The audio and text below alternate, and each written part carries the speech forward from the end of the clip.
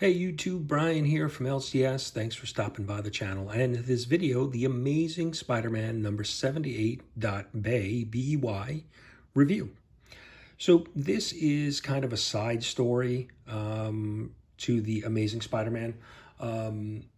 Spider-Man, in the recent arc and storylines, Peter Parker is in the hospital in a coma, and Ben Reilly has kind of taken over the mantle of Spider-Man for the time being.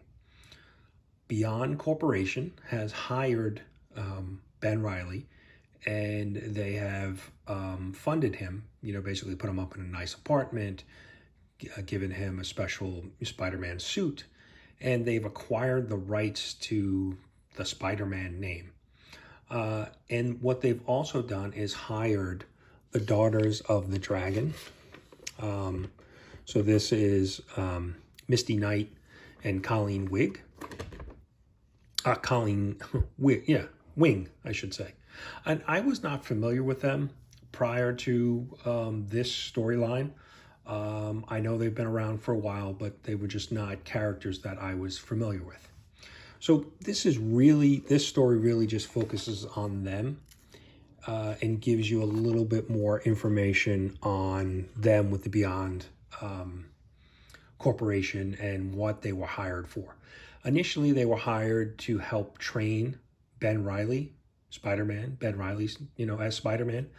So basically to help him through some, training and fighting. And so that's what the story kind of opens up. So we do see Ben for a little while, a few pages, and they're basically putting him through a fighting simulation at Avengers Murder Mansion, and they're basically training him, to deal with all these different threats that they're throwing at him. And so it ends pretty quickly. It's just the first couple pages. And then they basically say, what did you learn in the, to Ben, what did he learn? And basically says, well, look, my spider sense is really good at helping me, be aware of threats. But it also can be overwhelming when there's so many threats that you can't rely on it because it's constantly going off. And so that was basically the lesson of this training and of this simulated fight. And so then at that point, Ben is kind of gone from the rest of the storyline. And so the Daughters of the Dragon are now kind of put on another mission. And so they are sent out to the field to try to stop Osadian Star. I'm probably saying that wrong. I believe this is a new character that we haven't seen before. And so they're out on this mission to try to stop them, and Beyond has basically geared them up, giving them a car and a bunch of other gadgets. And so they go on this mission to stop this new threat, and they use some type of battlefield weapon that basically encapsulates the villain in this kind of like, force field. But what happens is they get stuck in it as well. And so now they need to figure out how to get out of it. And so it down at the bottom here, it says Beyond Corporation Pocket Battlefield. So, and it says patent pending. So there are a number of gadgets that the Daughters of the Dragon use throughout the issue. And there's all these little things that they're weapons that the Beyond Corporation is developing. And it's also mentioned that Beyond has sent them out because there's this threat that was in New York City, and it's a good PR for them to get out there and stop it. And so Beyond is really focused on promotion and PR and good news, and obviously they're developing and testing a bunch of different weapons. And so what happens to the Daughters of the Dragon is they basically get put into the simulation that Ben Reilly was running through. So the Avengers Mansion of Horror, as it was called. And so they go in and they're trying to find the villain, and they're met with a couple different threats within the simulation, and they, deal with them. But then they come to find out that the villain, or the threat that they're after,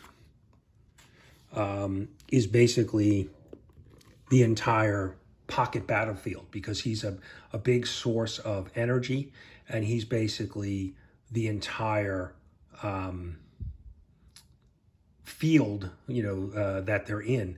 And so they use what was given to them as kind of a last resort. It kind of looks like a hand grenade. And they go out and use it, and there's a big explosion, as you can see here. And then it says, Beyond Corporation, do not use under any circumstance an antimatter bomb, not for mass market yet. So obviously it's a weapon that's still in development at Beyond Corporation, but it has a big impact. And you can see it blows up the pocket battlefield. And then the villain that they were after is now laying in front of them. And so on the mission, they had to find the power source for the villain. And so you see them digging around in the corpse of the villain to try to find it. And then now they're back at Beyond Corporation, and they're basically being interrogated about their mission. Now, Beyond has been monitoring all of the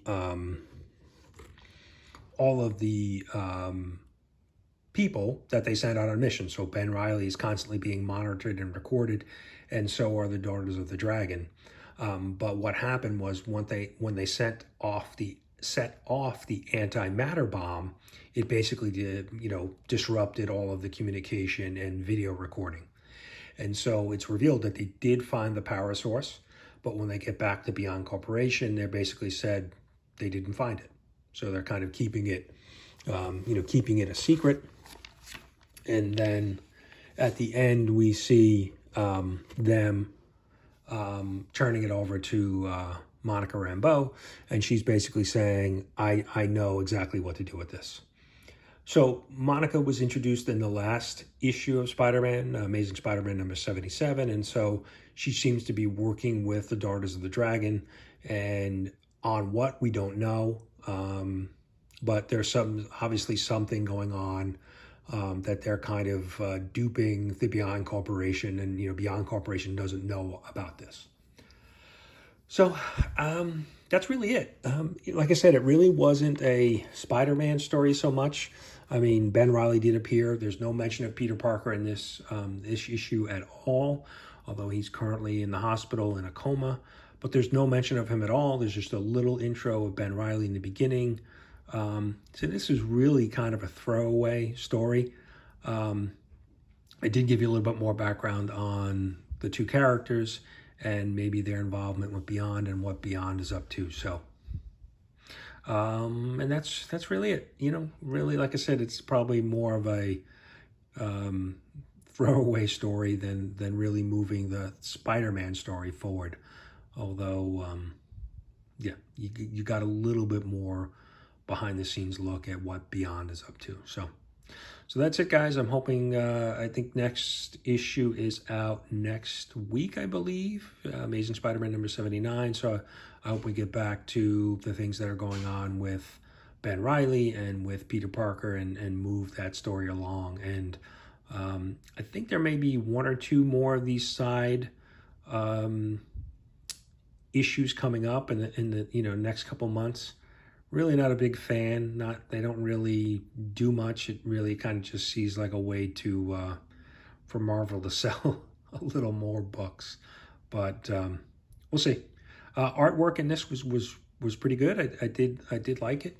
And I think this is a different team than was on the book last week. Let me see. I just had the page.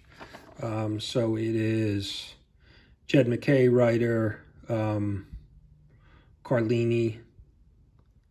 Elnora Carlini is the artist. And I probably butchered that name, but I'm just not good with names either. But yeah, no, the artwork was, I liked it. I liked the way Ben was drawn, Spider-Man. In some cases, it looked a little anime-ish. If you look at Colleen's face there, it kind of looks a little manga anime almost. But overall, I thought the art was pretty good. So, all right, guys. So that's it. That wraps up the review of the Amazing Spider-Man number 78.BEY. I hope you guys enjoyed it. Thanks for watching, and we'll see you on our next review.